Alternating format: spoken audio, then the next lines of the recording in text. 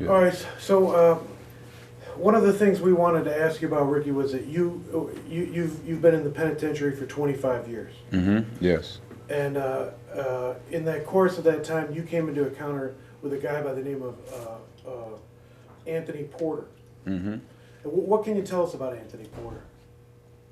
I know he was locked up for a murder that happened up in Washington Park, a case that happened up there. I don't know whether it a double murder or one or two murders. I know he was locked up for a murder that happened up there, and I knew him vaguely from before we got locked up, but And what happened with his case?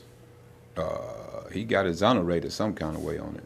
And the news of that exoneration was spread through the prison, did it not? Yes, it did. And what was the general impression of from the other inmates about the case?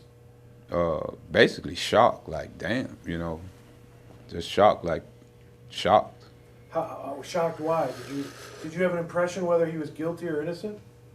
I don't know. I didn't have an impression whether he was guilty or innocent, but I had an impression of the guy that they locked that confessed to it. I didn't think he had nothing to do with it. Why did you think that? Just from being around Porter and being up and down 55th Street and being in Washington Park and, and seeing him have certain situations over there in the park as far as jumping on people or shooting at people and stuff like that. So when they say when he got locked up for it, it wasn't a surprise, What Porter, you mean, got locked up for? Yes, yeah. So what kind of guy, how would you describe Anthony Porter, his character? He was a Gang banger, thug, person that's out there in the streets, And like I was, so. Yeah, and he was a real violent guy. Yeah. And he was a gang member. Mm-hmm. And what was his rank in the gang? What status did he have? Enforcer. And what gang did he belong to? Gangster Disciples. Descriptions on, what kind of guy he was from the street when you knew him in the street? Just violent guy, sold drugs, gang bang, rip and ran the streets. That's what he was, gang banging. And when he got into the penitentiary, what kind of guy was he in the penitentiary? I didn't live around him because he was on death row. But when I was in Pontiac and he was down there, I used to see him talking to certain guys on the fence and stuff like that, just hustling, doing his thing and, what everybody else do basically, but he was there doing the same thing, Okay, and I joined immediately. First I had to seek for a little while, like a couple of months. Then I joined the El Rukins, and when I joined the El Rukins, I started hustling and moving, and before you know it, I was ambassador. Then when I got locked up, I became a general. can you describe what the rank, what were your increased responsibilities with crimes? What would you do? Well, when Hold on the answer, please. And, okay, and then you could start by saying with each step of the range. Yeah. okay, Follow well, up his question and then go for your answer. well, when I was an ambassador, I was just running around with Maine, and we was doing robberies. Nobody authorized us or told us to do that, but we was doing it, and we was taking some of the money, donating it to the nation. When I say the nation, I meant to the El Rukins as a whole. Then I get locked up, and when I get locked up, I was in Cook County Jail, Division 1 for 3 years. And while I was there, a lot of situations happened, like fights or protecting the nation or just being a stand-up guy. And Jeff Fort's son, Antonio Fort, which was one of my best friends, he personally made me a general, and my responsibility then was to oversee the other guys, in the county that was under me in rank, and protect them, make sure everything was all right, and do everything I can to just make sure everything was running smooth. So when you were in the county, you learned a lot of information about people that were in there as part of your job. Yeah. Can you describe how that worked? Well, when I was in Division 1, and in Division 1, it was they got a lot of tiers, but they are basically small. And everybody on there, if you're there for a certain period of time, you get to know each other, and you get to talking, and cases come up, or what you in here for, or what's, you know what I mean? Just stuff just come up like that. And so you learned quite a bit about a lot of the cases in those days. Yeah, I did. Can you describe some of the cases you learned about? Uh, Man, everything from a person's personal case all the way up to lawsuits to, just everything. And so what happened after you went to the county? Tell us, you were in the county for this several years, then what happened to you? I got convicted for armed robbery, and I was sentenced to two 25-year sentences running consecutive, which means I had to do 12 years, 6 months on each sentence. And, go ahead. And I left the county February the 9th and went down to Pontiac Correctional Center. And tell us about your life in prison, particularly in connection with your rank in the gang.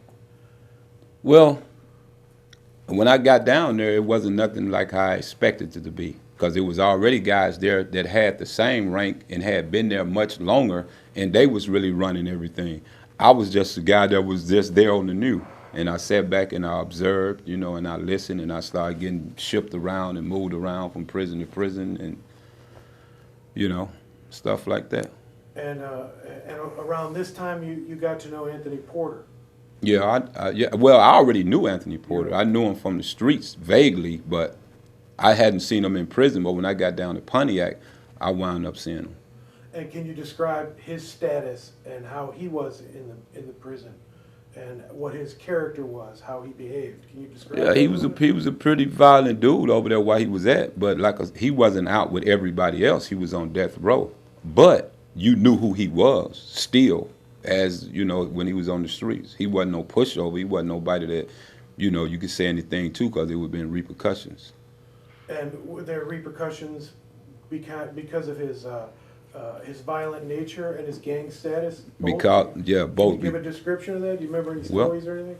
Well, I mean, I remember a couple of guys getting weed from him and not paying him, and him having them jumped on and stuff like that, And And by jumped on, can you describe? Whooped, beat up, hit in the head with pipes, stabbed, anything.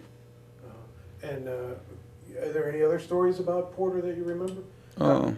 Yeah, getting into it with officers, throwing stuff on them, throwing stuff on officers, just all type of stuff like that, man. And you told me that he had family members that were also in the joint.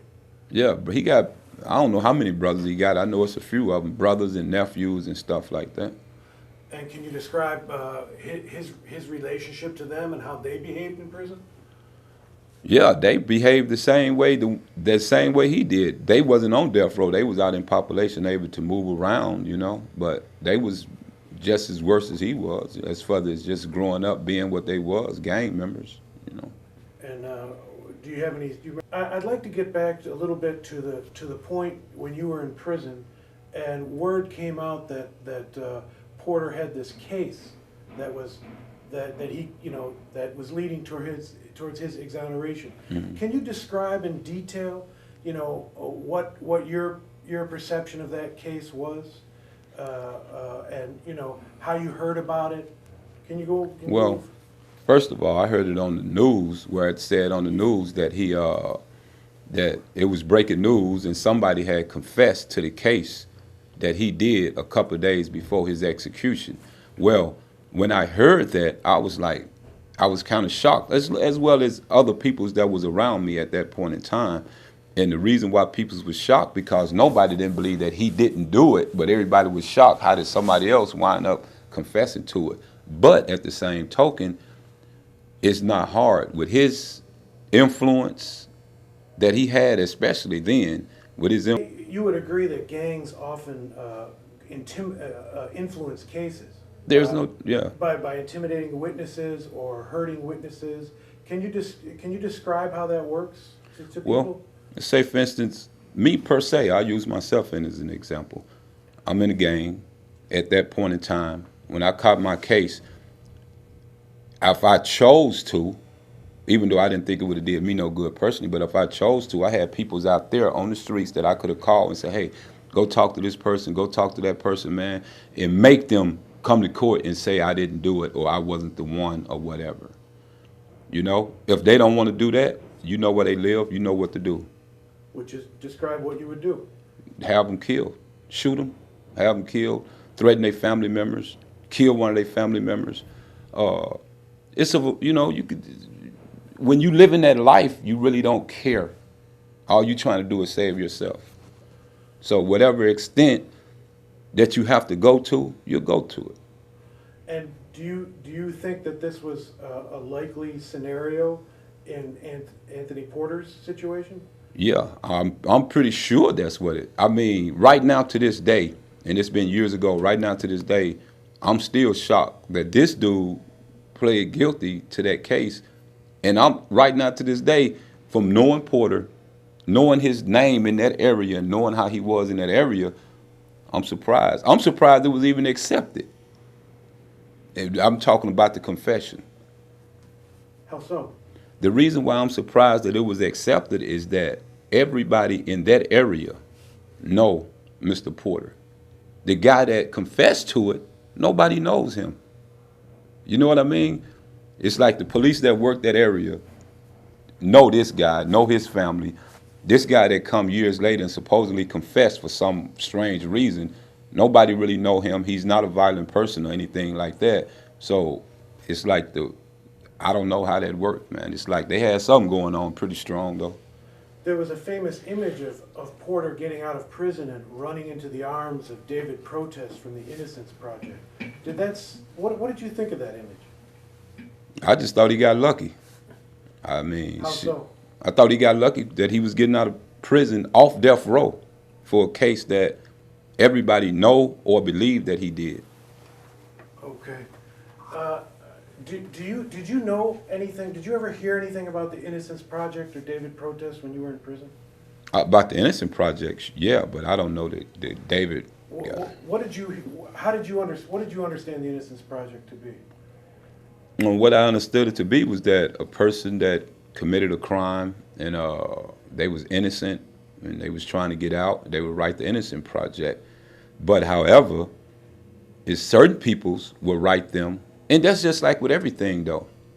You always got an exception to the rule. You know, you could come out with an idea and it could be a beautiful idea, but somebody gonna manipulate it some type of way and they're gonna be successful. If a criminal mind is, I don't care what it is, some kind of way it's gonna get, the system that you are running is gonna get manipulated. Okay, so you were in prison during a period when many people claimed they were abused or tortured or their rights were violated as a way to get out of prison. Yeah. Can you describe that? Can you describe sort of how that worked in the prison? Well, I want to say this first too. I don't know. I can't say everybody because I don't know everybody that was involved in that situation. But the people that I knew, the Aaron Pattersons, the Melvin Jones, and it's a couple other people, you know. I don't even remember half of their name right off the top. But the few peoples that I was around, Derek Cannon, you know what I mean? There's a couple more peoples. But these guys, I know for a fact, man, I have heard them say that they was just going to use the system because they was locked up in that area. They knew John Burge was at that area when they was arrested, and they heard this police brutality. So they jumped on the bandwagon, started saying that they was going to use it. And not only that, it's other people that was on the streets at this point in time, before they was even convicted. If you get arrested in that area, say this happened to you. So even on the street, people were passing the word around to claim torture and abuse? If you was arrested in a certain area, yes. I was even told that. And can you describe how you were told it and when, and can you give the circumstances of it? Well, let me just tell you this. Derek Cannon called home from prison or the county jail and said that he had used that. But I don't know had someone else already had used it, but that's the first I heard of it. And then they started passing word of, you get arrested in this area over here, say you was abused by this person right here, you know what I mean? So when you get locked up, you could always use that. And later on down the line, it's gonna be movies did, it's gonna be books wrote and financial windfall and all this type of stuff, man. Aaron Patterson was another guy that was involved on that too. Well, can you give us an idea of the time when this was happening, the specific times that you first became aware of this and all this was going on? Well, when I first became aware of it, I want to say it had to be around the summer of '86. Okay, I got locked up